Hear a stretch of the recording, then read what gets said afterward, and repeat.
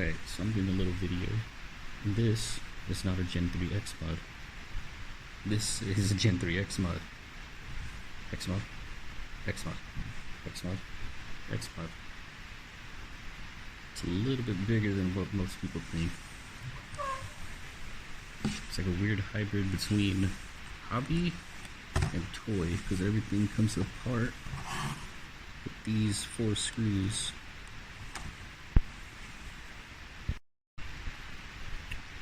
And as you can see, yeah, shockingly similar. That is for some weird boosty thingy, which I will get to. Those are for front and back lights. Again, I'll get to them. Same thing here. That's for little itty bitty lights. But these are, again, kind of a weird mix between hobby and toy. Everything's plastic. I've already broken some things. It doesn't even run properly. There's like weird squeaks with it.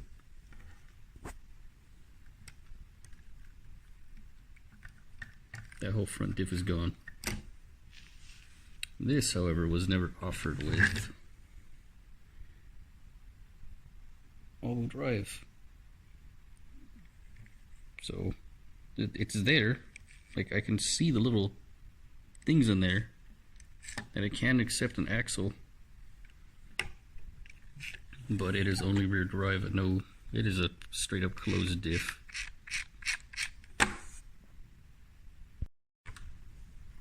Alright, so this little guy right here, this is for lithium batteries.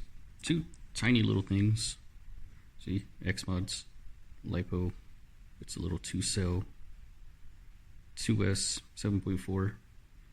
And it should run a little bit better than these junk AA's, which I will now yoink out if I can, without this thing spinning around. Come on, look, buddy.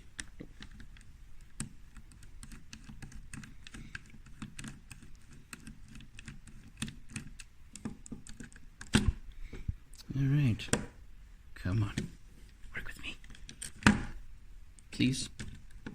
I'm begging you. Okay. After you yoink these little guys out, you can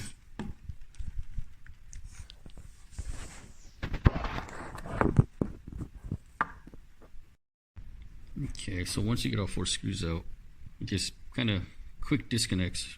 It's a little funky. See if I can do it with one hand. Get out of here. And then this side.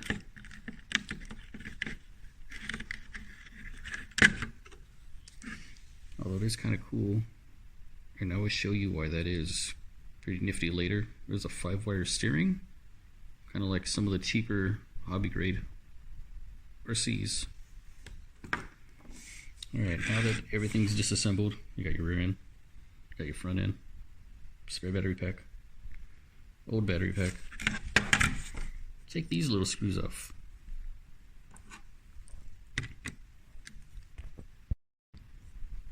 So just judging by physical size, I mean, they are similar. Don't get me wrong. Obviously 4 AA's is a little bit bigger than some slim itty bitty LiPos, but the weight, oh my god, feather. It feels like 4 AA's. Feather. This is going in. Alright, another reason I feel like they got lazy or they copied somebody at Radio Shack. These are not licensed vehicles, obviously. This, I don't know what the hell you are. Some type of NSX looking thingy. That one looks like a GTR. Or the Nissan. They're from, I guess, a Ridge Racer game. But I know they copied somebody, and I know there's a all-wheel drive system somewhere out there, because there's a hole for a drive line. So why wouldn't you let us have all-wheel drive? That's just rude, you bastards. Yeah, and just like that, it goes right back together. And just snap everything in, make sure the holes line up. It's not that hard. those same 4 screws back in, and he will take it for a test drive. Let me just get him started. Or not. That's cool. I didn't want to get him started anyway. What the hell in there? Come on. You go in there. You go in there. Please. Come on. Yeah, that's right. Okay, now the real reason for this, so I want to compare how something from when I was younger compares to something now. Specifically, what people are calling the 3rd gen Xmod, considering I'm literally screwing in a 3rd gen Xmod, is the Hexmod. Body. This little guy, I want to see if, once it's all said and done, if this ancient piece of machinery is actually on par with it. Come on. Stop spinning. Don't gotta be too tight. You're gonna come right out anyway. So, if it can compete with this, I'll be very happy. If it doesn't, at the end of the day, this thing's 10 years old and I bought it off eBay. Luckily, I had the lithium charger from a previous generation. That's where that body comes from. And if you notice, it looks a little weird. And I'll get to that later. This lithium upgrade should help it out with power. Considering AA batteries are, I mean, they max out at 6 volts. Now I got a whole extra volt and some change.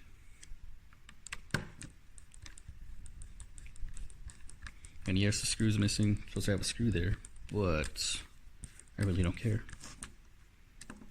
Alright. And the real cool thing is these Xmods, they do have the ability to pair.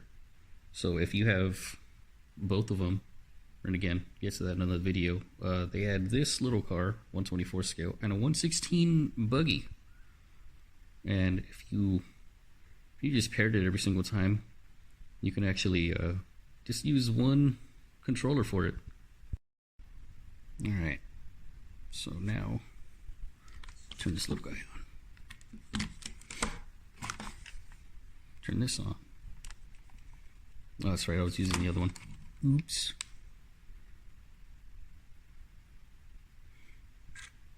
There we go. Not really responsive. This thing only spins in one direction. I mean, turns in one direction because I can't find tires for it. So yeah, let's just hope for the best.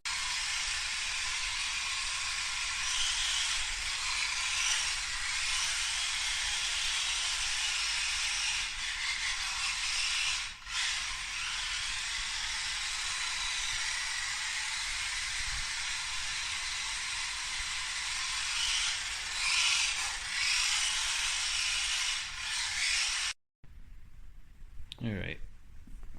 And, it's a goddamn ice capades in here. It's all concrete. It's very dusty. It was windy today, so a lot of the dust got through there. I think I'm gonna have to get something better so that way I can control these dumb little things. Because I physically cannot control. Now that it's on LiPo, cannot control it. Kinda sucks. But, just that one little upgrade bumped up the power to that degree. Doesn't matter how strong your little AA's are, you're not competing with LiPo.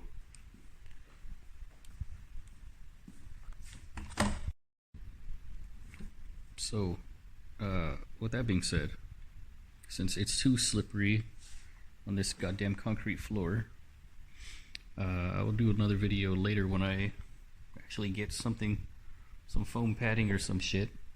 I don't know what people use, but I also want to talk about this one. I've asked, well, I've made only one post on a page, and nobody knew what the hell I was talking about. I was talking about a Gen 3, and I was talking about this one.